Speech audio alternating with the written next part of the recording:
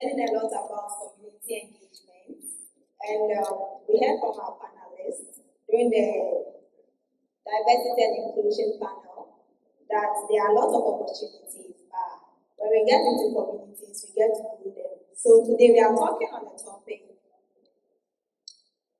experiences and roles within the tech community. Okay, so I'm very excited to be on this panel session. I mean, I've met most of these ladies, I think during the Jungle Girls. Yes, they were our mentors, and I'm very privileged to be here with them today. Okay, so please, I would like you to introduce yourself and a little bit about your background and what encouraged you to join the tech community. Please, from everyone. In no particular order. Okay. Hello. So, what encouraged me to join the tech community? So first is curiosity. Yeah, it's not about the money, it's curiosity. So, growing up, like the whole idea is to be on TV. That's what I wanted to do. I love to talk, like have discussions. So I want to be a journalist, but people are like, oh, this. But I have a cousin who did computer engineering. Then, like, what is this computer thing? I was trying to play with it. And I remember one day our church system unit was having an issue, and I was able to like open everything and fix it, and the thing was working. I was like, hey. So I was like, wow. Then JHS, ICT, I was stopping. It's like, that one, you just go, the right step for this, I'll get in 95. I was like, oh, then me now. SS to the same thing.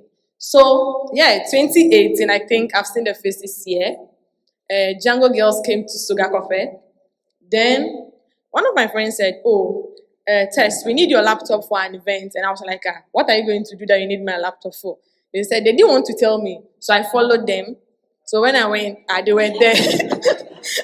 So I followed them. So it was beside the distress. So I sat there, they were doing the thing. Then I remember Andrew was there, Silent Night, Jake, Kafui, Gerard, Abigail. A lot of them were there. So they were doing the thing. So my friends were just there. So me, I was taking everything. The next day, they say if you don't apply, don't come. But me, I came. Yeah, Anthony too was there. With Chima. So I came. So when I came, then they gave me a mentor. That's Jake, Ebenezer Amwa, with my friends too. So we were there, we were doing the thing. So that was when I was like, oh, this is nice. So after that, I wasn't doing anything, but my coach then kept pressuring me. So after school, then I said, let me go into computer science. Then they said, if you don't, like, if not done science in SHS, you can't do computer science in uni. That was the school that I was applying for. So I applied for information technology. Then, so it's just a curiosity. So when I get there, like the traveling, the thing keeps you thinking, like, sometimes like you are thinking more than your age. You see things from different perspective. I was like, well, I think I like this. And now I think I also like the money aspect too. So the money too, I'm not getting it. So first it was curiosity. I need to know what's there. When I get it, then I'm loving it because it gives me a lot of insight and to see things from different angles and perspective, and also the money aspect. But I've not gotten the money. I'm still trying to get the money so that I can also be like Charlie. I've reached there, so that's it. Hi. That's not working. Hi. So I think I am a disappointed neurosurgeon. So you can't hear? Okay. So I'm a disappointed neurosurgeon. I wanted to travel to Ukraine, go and read medicine, and then be a neurosurgeon. That didn't happen. So after SHS, I decided to do something with my life while I await my SHS results. So I went to Kofi Annan Center of Excellence, and they have this foundations to computing that they do. I don't know whether it was because I missed the first week or what, but then the first lesson when I went was Introduction to C. Like, what is this? What is happening?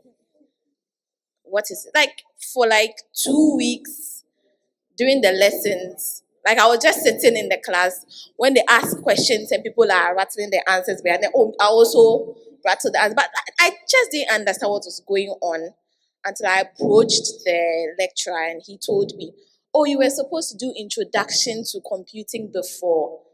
I was like, "Oh, okay." So that was where my interest in computer science developed, and my love for tech developed.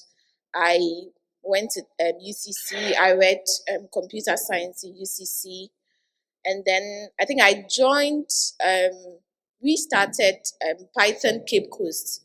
Francis Billa approached me, and he said, "Oh, there's this good opportunity. We can start a community Python Cape Coast on campus."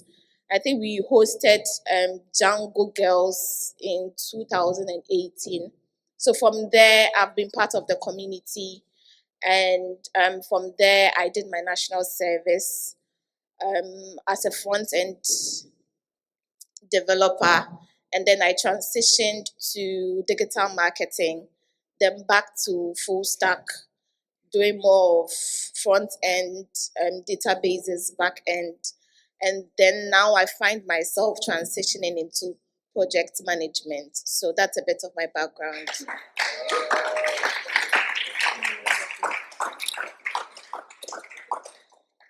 Hello. Hello. Um, they've said a lot. Me, I don't even know where I'm going to start from, but I'm just going to say it as it is. So, hello. Yes, that's better. So how my journey started. She's also part of my journey, by the way. So, when I was in SHS, till my final year, I wanted to read medicine.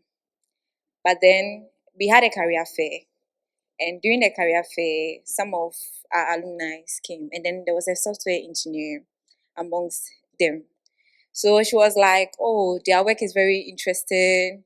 There's a lot of money." And I mean, the money was the motivation, but also the fact that I wouldn't have to. I'm not the type who sits down quietly. So the fact that I won't have to be sitting down all the time, like reading books, and because even if I said I was going to go ahead with the medicine, I'll have to specialize. So I was like, "This is what I want to do." And my parents felt I was a very confused child because this is what I've been wanting to do since I don't know, since I could decide that this is what I want to do. And then just when you are getting there, you decide to change your mind. So the times for we coming to uni came, and then my dad was like, "By hook or crook, I'm going to do medicine." So I wrote that as my first choice. But then maybe it was God's way. I don't know. But I didn't get medicine. Instead, I had computer science. And I was like, yay, yay me. But because there was a lot of ups and downs, so I didn't have enough preparation. So I just went into it blindly. Then there came Barbara, who was also in my class. And she was like, "Oh, that was," so we went to school August 2017. So 2018, like around December of 2017, she was like, "There's going to be a workshop for Django Girls, January 2018. Will I be interested?" So that she would add me. Like when she's registering, she read, and I was like, "Sure, why not?" Because it's not like I'm doing anything at home, and I'm so lost in class. So that's how I ended up being part of the Python community. So yeah, after that I tried volunteering here and there, doing this.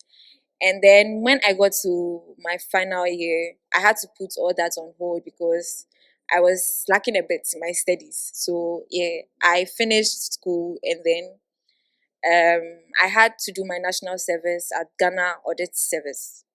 So right after that, a family friend needed someone to help him with research. So after that, I went back to publishing, helped with a little research here and there, and now I'm back into the tech space. So, yeah.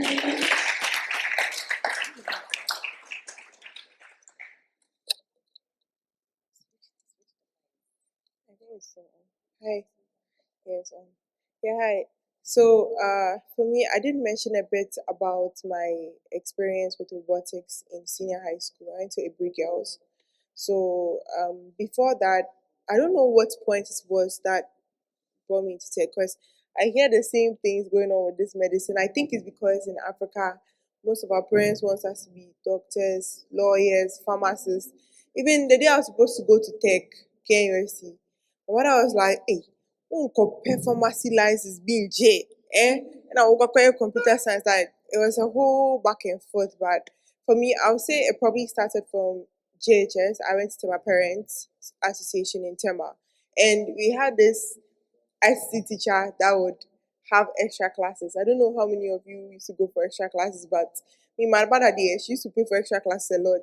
So when you go for extra classes on Saturdays for ICT, that's what we used to call it. I don't know how they call it now, but we used to do advanced things. So you see, in GHS, they used to teach us what hardware, right, software, but that teacher was teaching us stuff like PATA, SATA, like the serial advanced technology attachment BIOS. You're teaching us far advanced things. So before, like, if you go for the class and you write the notes and you are really involved, you learn so much that like BC will be easier, and also WASI is also easier because the things you're supposed to even do in uni, you are learning like bits in GHS. So honestly, I always think back to the points where I really transitioned to the tech space because, as they also said, for me, I wanted to do more of like medicine, right? So probably pediatrists, those kind of things, congenital diseases in children. That was me, my path, though. That was my path. But some way, somehow, it veered off and it changed. So for me, I'll say JHS, learning that, and then also um represented Ghana at the World Robotics Olympiad as chief programmer in senior high school. Yeah, that's what sort of led. Because when I went out there, I saw that they're like way behind. There are a lot of things going out there, and that gave me so much exposure into deciding that yes, I'm going to do computer science in tech because I also had other things from other schools, right? So, yeah. Thank you very much. Okay, so Florence, in your bio, you mentioned you blend technology, people and processes to drive your paths. How has community engagement shaped your career, and in what ways have you contributed to creating supportive spaces for others in the technology space? Okay, so again, my referring back to how I came into tech, if not for the people I met along the way and how some actually held my hand in leading me into tech. So if not for the community engagements and stuff I've been involved with in everything, I'm sure maybe by now I don't think I'll be sitting here because yeah, the journey, as Dzifa was saying yesterday, is very difficult. It's not as laid back or then it's nice to say, oh, I'm a computer scientist graduate or something, but it wasn't easy. So with the people and then technology, because if not for some of the technologies we're using in school, shall I say cheat? And then the community involved because I met my mentor from Django Girls. Yeah, so if not for the people and then merging with the technology, I don't think I'll be sitting here now. Thank you very much. So, Abigail, you are not only a software engineer, you are also an open source advocate and JavaCon US organizer. How has your involvement in the community shaped your professional journey? And what impact have you seen from your contributions?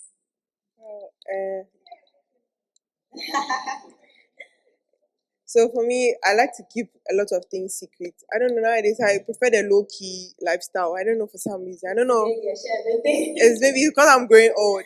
But I'd say the question was my contributions, right? Yes. So the question was, how has community shaped your journey, and how have you benefit from your contributions or the impact you made from your contributions? Yeah, so previously, I think during my keynote, I made mention of how we started as Python Ghana, like contributing to these events. Showing up is enough, but you could also go the extra mile of contributing and all these. And it's shaped my career in ways that I know what to gravitate towards, because with every meeting, every event, aside the talks, the demos, workshops, and networks, we do have discussions on job, careers, and things like that, even like with ourselves and as panel talks or like speaking talks, right? So these things have informed my decision when making career choices. And also, I get to meet people who help me make decisions, because sometimes in life, as you're going on, you can be faced with multiple options, and each option is like a Pandora's box. You may know that this is the job you want. I mean, let's say you have three different jobs, right? You have three different job offers right out of school. You have one for front end, you have one for digital marketing, you have one for back end. For some reason, you don't mind any, but each option represents something that will happen in your life. So through community, that's one of the benefits I've gotten, like getting people, getting knowledge to make informed decisions. And also for my contributions, I see mentees I've had. I've seen people I have coached before. There are even some events. Honestly, it's not like I don't want to remember. I have forgotten. I forget certain things, like a lot of things. But I also remember. I see people come up to me and say, "Oh, thank you so much. Like I remember this from this year and all that." And for me, that's like an additional bonus to everything I do in the community. Thank you. So, Theresa, as program and event lead at PyLadies Tema, we organize numerous tech workshops and boot camps. How do you ensure these events foster collaboration and growth among women in your community? How do I ensure? Okay. Am I moving too fast? It's the way you mentioned my name. That's why I got confused a bit. Alright, I'm sorry. So, as the program and event lead at PyLadies Tema, you organize numerous tech workshops and boot camps. How do you ensure these events foster collaboration and growth among women in your community? Okay, so sorry to say, I'm the program and event lead for PyLadies Ghana, not Tema. So I'll speak about four things. And the first one is mentorship opportunity. So I spoke about how I got encouraged to go into tech, but what about what sustained me? Because the journey is not easy and you can't do it alone, but it's a mentorship opportunity. So yes, I got a mentor.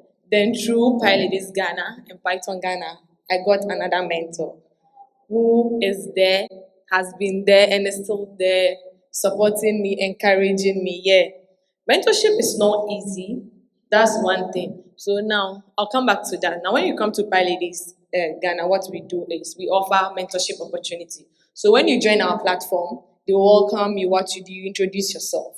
Then when you have a challenge and you speak to somebody, speak to Dzifa, speak to Affoh, they will ask, is anybody available to mentor you or to take you through? Be like, can you speak to somebody? Then we'll link you with the people. So that's one thing that we do. So that's where I got my mentor through PyLadies Ghana, like the Python community who has been there for me, supporting me, encouraging me. But one thing is you also have to be available once we give you the opportunity. Yeah, and shout out to my mentor too. Then the second thing is we encourage collaboration and networking opportunities. You realize that when you come to events, it's not just about you sitting out throughout, then you are done. No. We break for network opportunity. We ask like make somebody talk to somebody.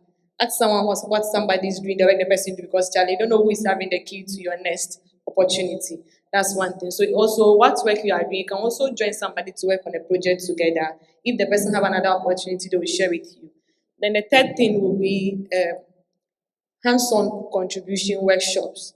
So yeah, Dzifa talked yesterday that we've stopped doing intro to Python. So now this is how we all the growth that we've done so much. We'll give you a real opportunity because we want to like debunk that notion that we are not doing anything technical. We just go there, sit down, do the thing and talk. So this year we plan to show working.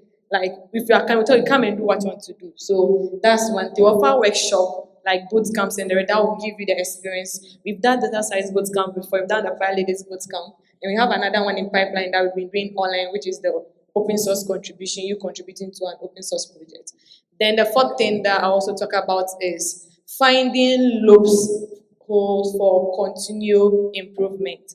Yes, when you join our program, you realize that after every event, we send a survey form asking you so many questions for you to fill. When you fill out those forms, it helps us to re-plan for our next event, to look at what you are expecting, what you want. Not just we sitting there and be like, oh, let's do this, let's do this. No, we also need to listen to you. So those are the things that we do to foster collaboration and growth. Thank you. So if you're a lady here and you want to join the PyLadies, kindly do so. And let's work as well. Mention that way. Okay, Joyce, in your role as communications lead for PyLadies Ghana, you are focused on outreach and community inclusion. How important do you think communication and visibility are in creating a more inclusive tech space? First of all, Winnifred, it's been like 5 years since someone called me Joyce. So if you call me Joyce, I was for a minute. Please call me Dzifa. Yes. So how important is communication and visibility? Yeah. I would go back to the cybersecurity training that I mentioned yesterday. One lady came in, so we asked her, how did you hear about this? And then she said one of the organizers had posted the flyer on her WhatsApp status.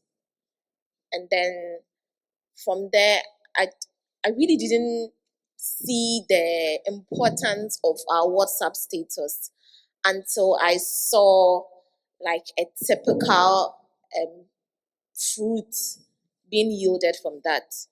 And from there, I made a conscious effort to be more conscious about my WhatsApp status.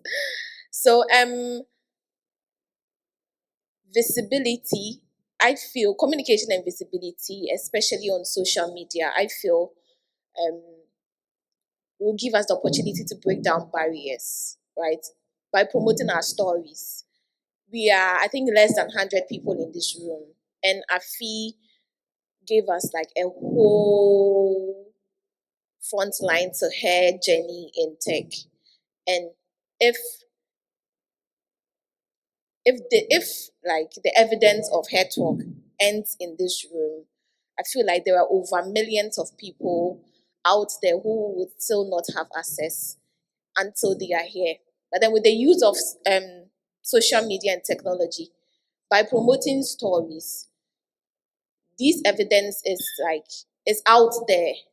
Any woman, any underrepresented person who has access to internet, the moment they go on our pages, our social media pages, they can relate to Affoh's story. Because it's one thing to see Affoh and her bio all over, you're like, hey, this is huge. But then if you have access to these stories that are being promoted, if you have evidence of this events on social media where these results are visible, people get to see the work that we are doing. In a way, it creates a sense of belonging to someone who would like to venture into tech. So imagine seeing this Affoh's story right on Twitter, and then someone is lazily scrolling on Twitter, and the person hears, "Oh, so I also came from Baby Girls, and I was in the robotics." Someone can relate to that story, and I think yesterday someone made mention of content creation, where we ladies in tech, we would have to take up that content creation ideas, where like it's one thing to come to an event and then talk about your experiences, and we are less than 100, but then imagine social media. Imagine, let's say, PyLadies having, I think, 3,000 followers. You never know. You may not see the likes, you may not see the comments, but then trust me, people are watching. So I feel like visibility and communication in a way will help break down these barriers and then create a more inclusive environment where um so I'm going to not use the guys, I'm going to use underrepresented. Sorry. So imagine women or people from these underrepresented groups come in, they go on social media and then they watch this. There is a sense of belonging. And I feel even after COVID, the sense of belonging is now more online, right? Human interactions it has decreased a bit, and more interactions on social media. We may not see the likes, we not see the comments, but trust me, there is a sense of togetherness and community on social media that will go a long way to bridge the gap between women. I don't want to use women and men, but then bring in more women into tech. Oh, that's awesome. Okay, so back to you, Abigail. Your leadership within global tech communities is remarkable. What challenges have you faced in leading such diverse communities, and how do you ensure everyone feels included and valued? Yeah, so in the keynote again, I think there was a slide that I talked about challenges that I've experienced in open source communities, and I mentioned an example being maintaining quality, right? Maintaining quality whilst not being biased or discrimination, like discriminating against people, not discrimination in a negative light, but based on certain preferences. I give an example of the open source program where we wanted people who didn't have experience contributing to tech at all, right? And if we added a filter like someone who has experience contributing to tech, you realize that the people who actually want the experience, you will not get in because you've not even had prior experience. You see, so an example of challenges is maintaining quality. Also, I would say scaling. I talked about scaling both in software, which is also hard, and also in community, it's also hard. Aside from that, I would say collaborations, because it's not easy to form partnerships sometimes. I'll say there are certain key factors that come up amongst different communities and within the community, but it's also great when it's addressed through open communication, as I was talking about. Other challenges too is funding. And I remember saying this in a keynote that most open source opportunities, or let's say roles, are mostly not paid. I can say 95% of, or 90% of the opportunities I've gotten, like roles I've gotten, are unpaid roles. You see, and most people don't like those things because they'll be like, there's no money. Like, yeah, everybody likes money. Everybody wants some incentive. Actually, a feedback from the open source program was most contributors were saying that next time there should be like some sort of stipend. Like with the people who have stipend, let's say outreach here, I was saying that they paid $7,000 for 3 months, right? With that one, when you start the projects, everybody's aggressive because I mean, who doesn't want the money? You understand? With Google Summer of course, the same thing. Google Summer of Docs, there are threshold points for how much you earn, right, at the end of the project or within the project. So lack of funds, that's one like great challenge when in the community. I would say these are so far that come to mind. These top 3 or top 4 are what comes to mind. Thank you, Abigail. Theresa. Then let me leave it as Nancy. So, Nancy, what do you think are the key factors in ensuring successful community initiatives? Okay, so the key factors in successful. The key factors in ensuring successful community initiatives. One is a clear purpose and a well-defined goals. That's one thing. So if you're coming up with an initiative or a project you want to do, you need to come up with the goals, the purpose, the objective. What do you want to achieve? Those needs to be outlined, because if you have that, it will help all the members and also those that will come on board to know that, yeah, this is the target. we are not losing focus. So you know this is what you are going to. But if you don't have that, meaning you just stand up that you are doing this, you don't know what you are doing. That's one. Then one is community engagement and ownership. So you are coming up with an initiative as a community. Please, you have to like feel that it is yours before the other people that will come on board to support you do. If me or we PyLadies, like the lady said, we are doing this now, we need volunteers. Then when you come, you ask us, they will be like, with this, it's like you'll be like, even they crowd look at what they are doing. So community engagement and ownership. You need to engage the people. You also need to have that ownership. Feel like it's yours. You are doing it for yourself, but it's just for the impact. That should drive you. Then one thing is strong leadership and funding. And funding is the key. So if you're coming up to an initiative, you need to have a strong leadership. When you have a strong leadership, then people are strong. Know that since you have the clear goals, the well-defined everything, now the leadership is strong, so they'll be focused. They'll be like, we are doing this. If somebody brings this, no, this is not part of the agenda. We are not going by it. Then funding will help you to implement your goals, also maintain consistency, and get everything. Imagine we organize this program without getting funded. That initiative cannot thrive. So that's one thing about funding. Then one thing is feedback and iteration.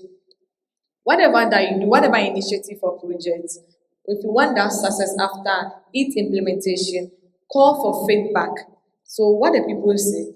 See, everything that you do, people will talk about it. The good, the bad, but you just need it. So just go through your survey, what they've asked, like they are saying, and think about it in a way like this, then what you need to work on. Just work on that. Then also we have diversity participation. You know, everybody are coming here with their different purpose. Yes, they said PyHo. Somebody is coming to learn from the other experienced people. Someone is coming here for network. Someone is coming here for the social aspect. So you have to make sure that you factor all those aspects in your initiative. So it's not about we'll be sitting here listening to talk, go and eat and come. Charlie, somebody who is here for item 10, 13 has already benefited. Now, what about the person who is here for the fun aspect, the social aspect? The person did not benefit. So all those makes your initiative thrive. That's one thing. Then one is effective communication. Please, this is what you are doing. Communicate clear. Don't come and tell us you are doing this. Then when we get here, it's something vice versa. Some people will not take you serious. They'll be like, so these people, they don't know what they are doing. I don't know which initiative is this. Then one thing is consistency and relevant planning and programming. Now, whatever initiative, whatever project that you have to do, you need to conduct a survey. Know that what is the issue or the problem out there? What are we trying to solve? Then you gear your internship towards that direction and be consistent. Don't do it first quarter, second quarter, third quarter, even like after first quarter, the whole year, nobody will hear from you. Imagine when you come the next day, some people will not take you serious. They'll be like, oh, these people, they are back again. So consistency will also help you for initiative to be successful. So by combining all these factors, it will help you to thrive and also like the community to thrive, a shared support, purpose, and also growth. Thank you. Thank you, Theresa. Everyone to collaborate better, please. Okay. So, Florence, mentorship is a critical component of tech growth. What has your experience been mentoring others, and how has that role contributed to the growth of PyLadies? Okay, hello. I've been in the two positions, both as a mentee and as a mentor. But hello. Okay, sorry. I was saying I've been in both positions, both as a mentee and as a mentor, but not as a mentor in relation to PyLadies. Sorry. I also teach Scratch, so maybe I can speak from that point of view. As a mentor teaching Scratch, it's quite fulfilling when she came to speak about teaching kids. It's very difficult, like trying to hold their attention whilst teaching them is very difficult. But there's this kind of fulfillment when they get what you're talking about and then they execute it and even go beyond. That's when you see the fruit of your labor.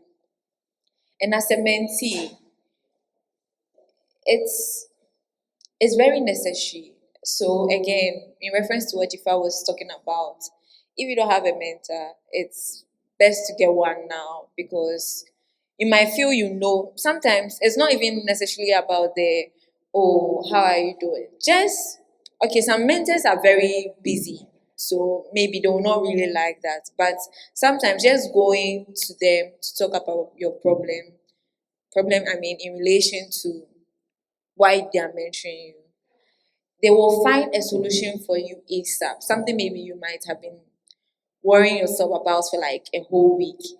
So as a mentee, trying to put yourself out there and then asking for help. Help is very necessary.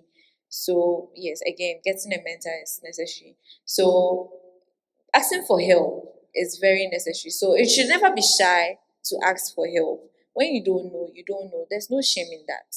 So you go, you ask, then you sort yourself out. And once you get there, definitely when it gets to your turn, you also give back. And that's how we build a community. Thank you. So don't be shy. When you don't know, you don't know. Okay, Joyce. Yes.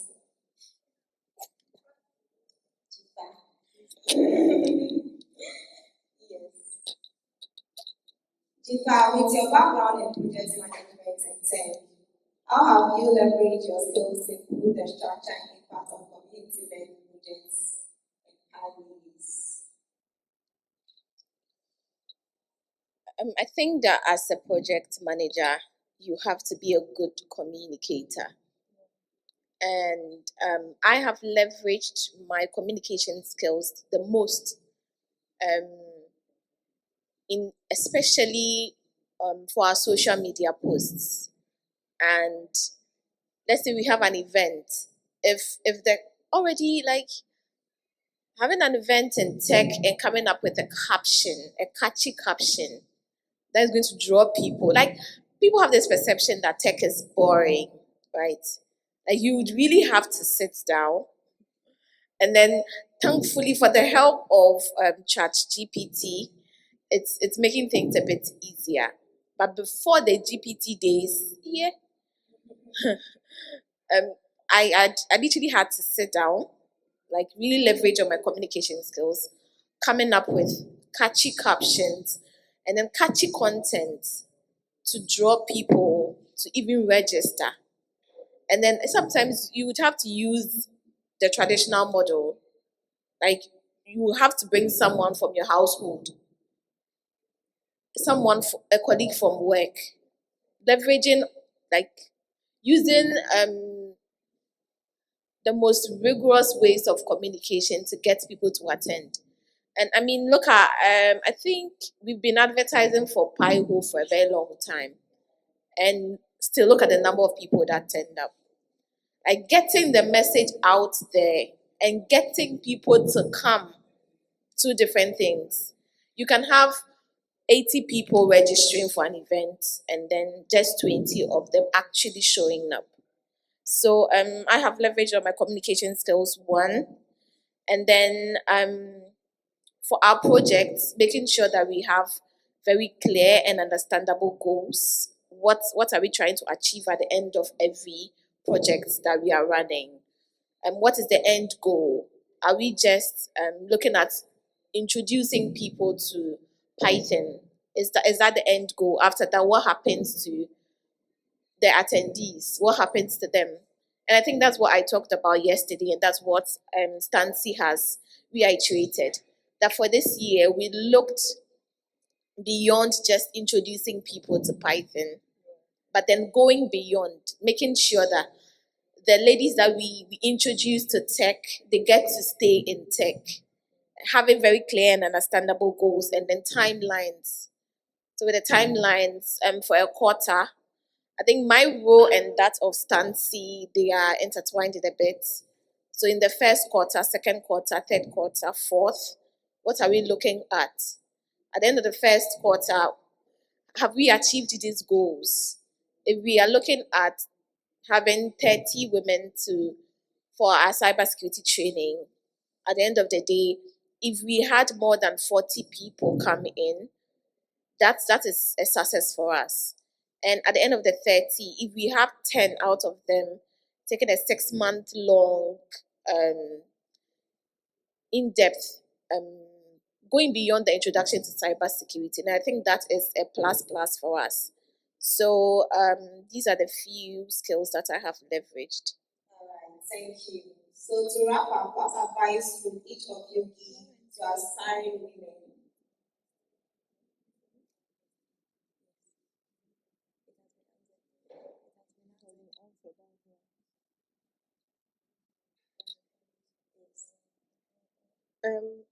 For me, Yes, so what advice would you give to aspiring women in technology for overcoming obstacles and achieving success in the field? I'll say there's no word or sentence I would give you which would do this, but I can give a little maybe tips. I'd say the recent advice I've gotten from someone I was going through something this year, and the best advice I got, which is helping me now, is go so fast, go very fast, but be in the moment, right? And focus. Avoid all the distractions. Just focus on what you want and achieve it. Try and get help from other people. Some of us, we don't like asking for help. Oh. It's not like we are too no. We don't want our wahala. So we stay away from problems. But learn to ask for help. Learn to get help. There's always somebody there to help you in the open source community. So try and get help. Try and get multiple mentors. We talked about this. Schedule sessions with them, not consistently, like so hard as if you are holding your mentors to this thing, but try and make it flexible for them to have a life goal, like a plan. There's this thing that we did at the Azubi training. Azubi is one of these organizations that does training for people. I know they're in Accra and Takoradi. So there was this thing where they tell you to do your 5-year plan, and those things really work because you have to envision yourself where you want to be. You see, we normally know what we want at the end of the year. Some of us plan the next year before it even starts. So next year, what do you want to do? What impact do you want to make? Like the question I asked in the slides, how do you want to contribute? Even if you are going to start a new career path, which is not even into tech or not directly what you were doing before, how do you want it to play out? Do you still want to be in the community? If you want to be involved in the community, how do you want to do? You have to set like more like a map. I'm somebody who really likes planning, so for me, it's just to plan. Try and plan well and understand that the plans that you make, they may not be 100% accurate, but at least you're closer to the goal. They're not planning and just winging it. Sometimes winging it is fine, but mostly just have a little bit of plan around the things and focus. Thank you. I would say be flexible. I think most people have this perception that a career path is supposed to be like a straight line. But from my experience, I've learned never to say no. Um, be willing to evolve. Be willing to transition. I mean, I started from um, being a front end. I did a bit of digital marketing. Now I am transitioning into project management. If you ask me in the next 5 years, I might be something different. So be flexible and then join a community. I always say that having a community as a lady in tech is more than just being in a community. It's a sisterhood. I mean, there are several job opportunities that you would see in certain community WhatsApp groups that you may not find on LinkedIn, that you may not find on social media. There are some companies I never knew existed until I joined PyLadies Ghana. And then from the WhatsApp groups, you get to see. I mean, have you ever heard Bank of Ghana recruiting? Have you ever seen it somewhere? But then you get it from some WhatsApp groups. Like, and it's not just joining any community. Like, join a community that is purposeful for your career and get a mentor. Like, I can't talk about this. I can't overemphasize on this. Like, get a mentor and like get a proper mentor, like a mentor that you can relate to. So I remember when I was getting a mentor, I was very specific on what I wanted. My first mentor was a white person. I was like, I can't relate to a white person. My struggles and his struggles are different. So I literally requested for a black woman in tech. And I was very specific. I didn't want someone who had like a straight career path. Someone who's transitional. Because I see myself next year, I might come here and I'll be like, oh, I'm a cybersecurity analyst. It can So like get someone that you can really relate to and get someone who can ground you. Because last 2 years I was almost on my way to do my PhD. But then like my mentor helped shaped my vision. So get a mentor, find a good community and be flexible. And the last one, be committed to a career and not a job. Oh, okay. So they've said it all. Yeah. So they're talking about finding a mentor. See, the mentors are there and they don't have time. Sometimes when they want to mentor, it's not about they want to show off or tell you who they are or for you to like get a feel of what they do. They just want to make their impact to also give back to you. But it's all come back to us, you the mentee. You have to be committed and dedicated. Know what you want. Don't just come and say, hi, mentor, this and this. They say, what are you doing? They give you something to work when you're not doing it. Then you'll be like, well, this my mentor is not helping me. Then it's like every day you keep switching, you keep switching. No. So finding a mentor, also you do your background work, know what you want and know why you're going to the mentor. Then you have everything smooth. Then one thing, you joining a community, yes, the community have created a sense of belonging for you. Don't just come because they said I should join. Have a motive why you're joining the community. When you join the community, get yourself involved. Do something. Don't just join and be there. You are not doing anything, like you are just occupying space. That's one thing. Also, contribute, volunteer. Yeah, we have a lot of people there, but nothing is going on. Community work is not easy, it's free, it's given back. So we all need to make the community thrive and we all need to bring our hands together. One person cannot do it alone. So when you are privileged to be given something to do, just focus on it. And it's teamwork, not I. So please let us be committed to ourselves and what we want to do. Once whatever we are aspiring for, we'll get there. Have the passion and you will get it. Thank you.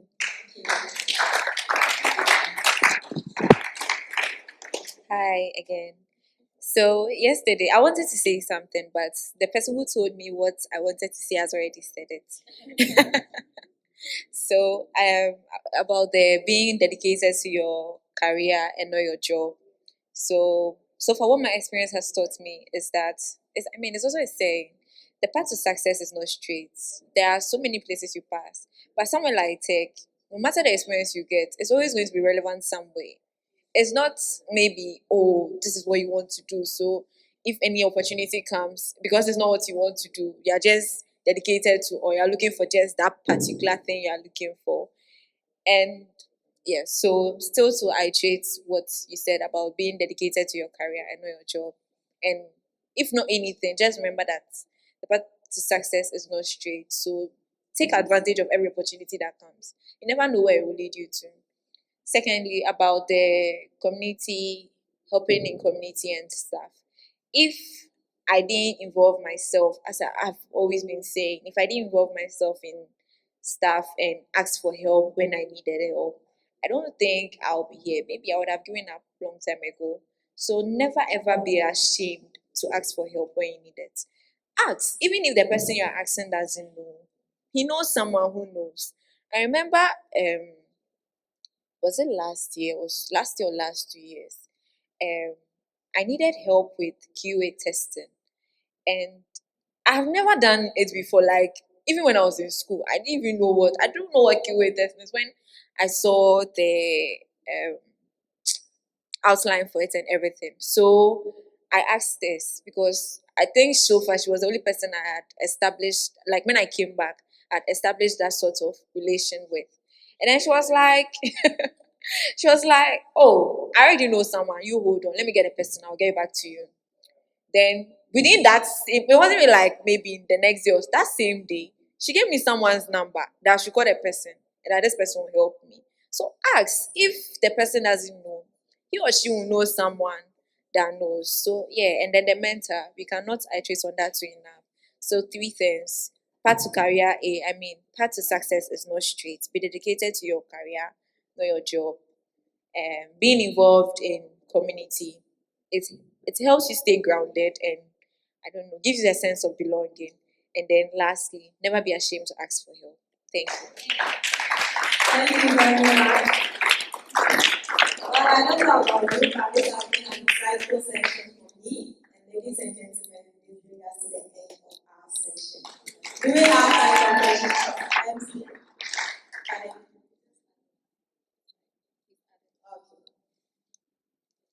I would like to wrap.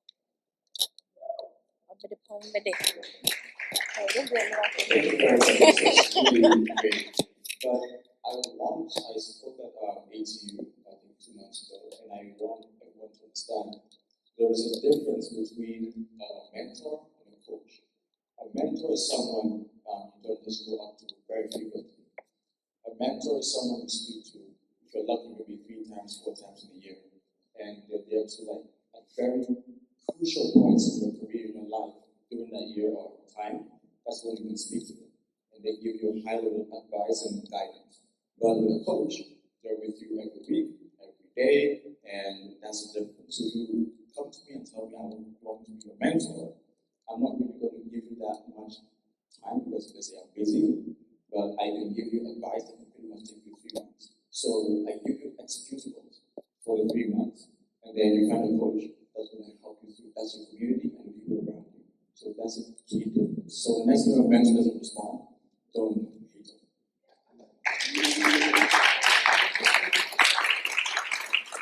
All right, thank you.